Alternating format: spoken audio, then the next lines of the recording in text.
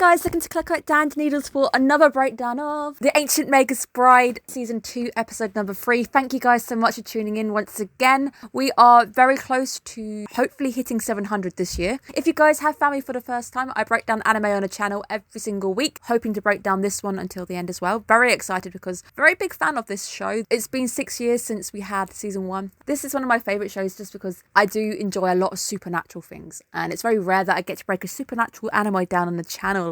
We are also this season breaking down Golden Kamui and Vinland Sagas. If you are interested in any of those, go have a little look. Every single anime apart from the airing stuff is in playlists. Go check out what I've broken down already. Generally, I go through talking about a few bits that I find interesting. Sometimes I talk about scenery, sometimes I talk about symbology. This one in particular, I get to talk about composition. This is the perfect anime to do that on. I also am UK. I can hopefully give you guys a bit of a UK spin on this anime in particular because it is set in the UK, so sometimes it can be quite fun just to be like, I recognise this, that's cool, this is unique, that is accurate. Without further ado, I think it's time to get straight to it. Going back to Rion, who is trying to get some magic tutoring, so he's looking to learn magic. Love the lighting used during this sequence because it's the golden hour. We know it's getting towards the end of the day. It's just got some really nice colouring. I think everything looks very warm. The lighting in this entire episode is really nice, especially when they turn it at night time and it's blue, nice and cold, and you know it's about midnight and the moon's probably out. Despite the fact that we are told that this is underground, a magical ceiling, very similar to Harry Potter, I guess, where the ceiling just reflects whatever time of day it really is. For the second time, we are told that Rion's strength smells of rust. I'm trying to think why it's a negative, but it means he's just weak and he's not suitable for magic, or whether rust has another special meaning. At the moment, not quite getting it, but I think it must be something down to the rust and the iron. It's interesting that it's the second time round where it's rust that has been picked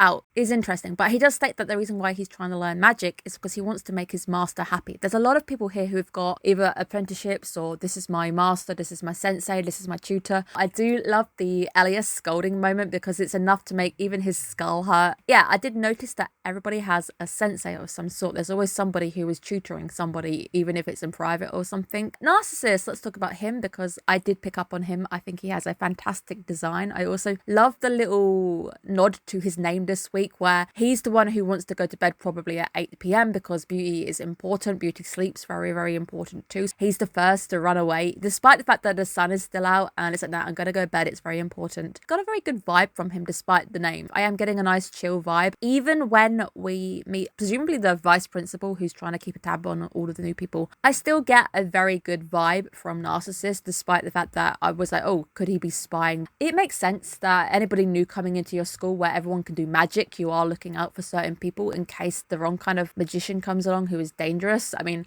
aka Voldemort happens. So I don't really find that as a negative. Now, I like the cafeteria moment because it did remind me a little bit of my school cafeteria or even my university cafeteria bit where you can eat whatever you like. That part, not so much. You do have to pay for it. But you can eat what you want, chill out with people and eat with the staff. They are floating around. I really like this. I do wonder how often the staff do go to the cafeteria though. It acts as a class introduction where we get to meet everybody in the class. Most of them, we don't get the Veronica clan, but we do get most of the people who seemingly know each other, whether they've transferred from another school, whether these guys come from a lower school somewhere, they all know each other. Every single one of them seems very, very fun. Everyone's very energetic. Everyone is unique. The twins are a nice addition because twins are supposed to be very, very magical and they can read each other's brains. That's a nice addition with those two. I also love the fact that everybody is very happy. Everyone wants to touch Elias's skull, so they're not scared of him when they're curious to what he has done. Apart from Zoe, the one who has a presumably like, I just want to go. It wasn't malice. I felt with Chise saying the same thing. Something odd happens. Now the Veronica clan, still think Veronica is sus. She's the first person I've had a bit of a negative vibe with. I don't know why. I think it's this weird relationship between her and Philomela. Philomela just looks very upset, very tired, very unhappy, whilst Veronica looks very sus. We've also got another pair of twins in the middle of those two when they're walking by. Those are my first bad vibes of this season. I even wrote one line underneath, I think I spoke too soon. Up until this point, it was very nice. So the lighting was nice. It was nice and chill. There was warm lighting, happy, energetic start to the episode, which I really like. I really love today's vibe. Yeah, I think I might have spoke too soon because I start getting a bit more of a negative vibe when Zoe has an outburst. Despite the fact that I don't think it is a bad thing, something there just not quite right, because either Zoe is sensing something with Elias. Elias is acting a little bit weird this week as well. Beyond his normal weirdness, he's quite a weird character and quite hard to read anyway. Zoe seems to react between perhaps the two of them, not thinking they're normal. I will say that this is a fantastic bit of composition going on, so let's have a look at the scene quickly and break it down. We've got the golden light coming through. Because we've got shutters on the windows, we've got this cage shadow being portrayed upon the wall. You've also got the windows on the other side. Zoe maybe feels a bit trapped, freaked out, a bit scared of what's going on because you're directly in the middle of the frame. Absolutely love the composition here. Whoever did this, top notch. I like it. It really made me feel a little bit enclosed. Bit of anxiety going on here. Don't know what's going on. Don't feel quite right. I like it because it's perhaps trying to show us how maybe Zoe is feeling at this point. Lyndall does reappear very, very quickly, but it's not long enough. We've just got this association with the other tutor who wants to know a bit about Elias. Has Elias ever had the intent to harm someone? And obviously we know exactly what moment Lyndall is about to tell us about.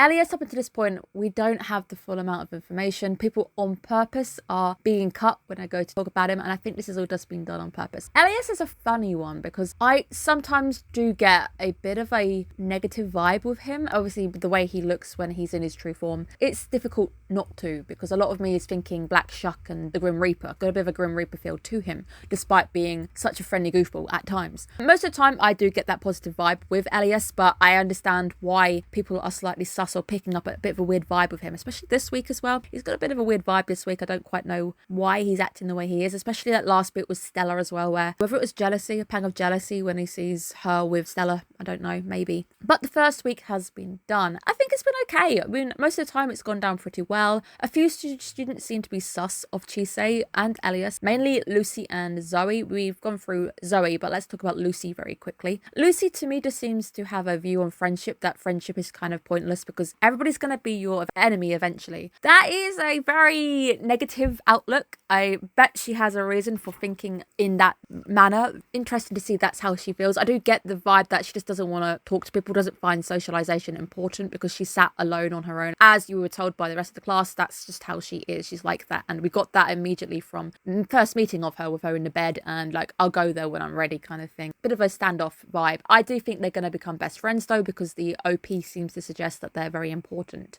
Let's talk about Elias, and I feel bad for Elias because he says he's never looked up at the stars, never really slept on his back because of his horns, which is really sad because I think it's a nice comforting position, so I am happy that Chise offers up her lap. At the same time, it perhaps explains why he's always sleeping in a chair. It does make you wonder if he really does get any proper rest. Sitting upright is difficult. I can sleep upright, but I don't like to sleep upright. It doesn't happen as much as sleeping flat, like most people. Silver giving me the first jump scare of the episode. Whoa, okay. Snip, snip, snip right by my ear. Absolutely terrifying. For a minute, think something bad was going to go down, but of course, it's okay, we're fine.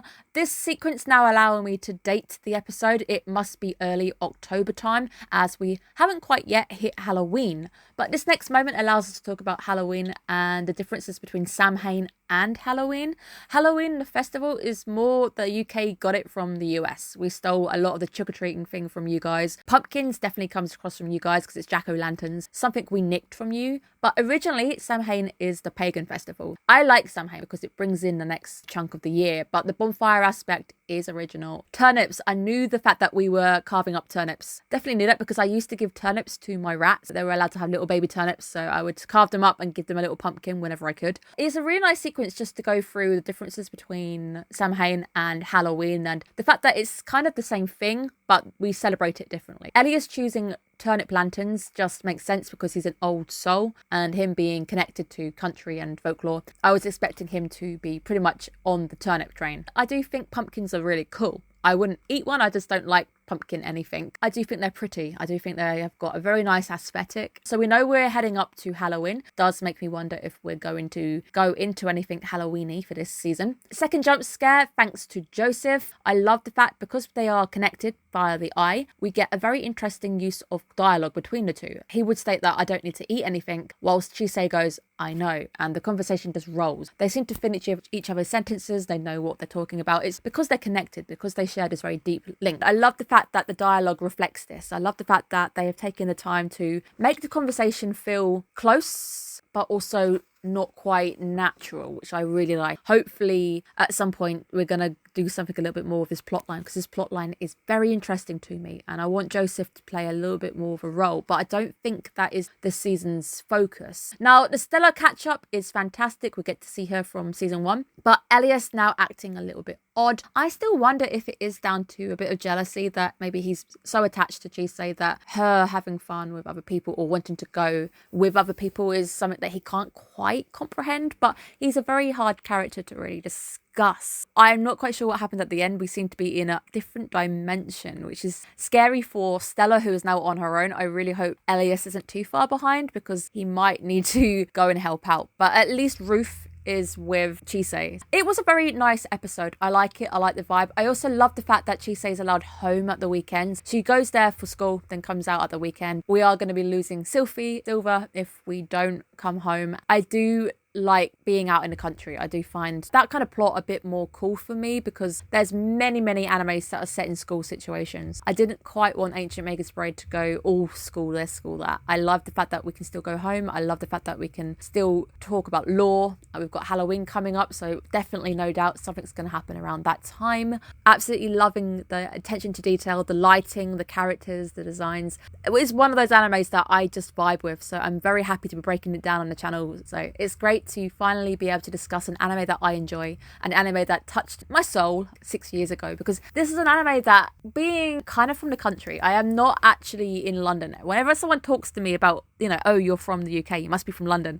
The UK is more than just London. I am an hour away from London, and that's my train. If I was trying to drive, it might take a little bit longer. It is a little bit country rural around me. So this anime being quite country rural resonate with me. Seeing something based in the UK, based in often enough the countryside, similar to me. Chise does state she's out west, probably means she's black country. She could be towards Wales, but she is also within training distance to London, because we've seen her at St Pancras before. Season 1, I think she takes a train and she ends up at St Pancras or London King's Cross. It's one of the two. I think it's more St Pancras with her. That would suggest that she's on that particular line that goes up to Birmingham. I'm in the east. We've got different type of lore, different types of vibes going on. Black shuck, big dogs, big black cats being seen on farmlands. That's all around near me. Can't wait to get into the nitty gritty with more folklore coming our way. Thank you guys so much for tuning in. It's always fun to talk to people about anime. I hope you are looking after yourselves, and I will see you guys again next week. Bye bye guys.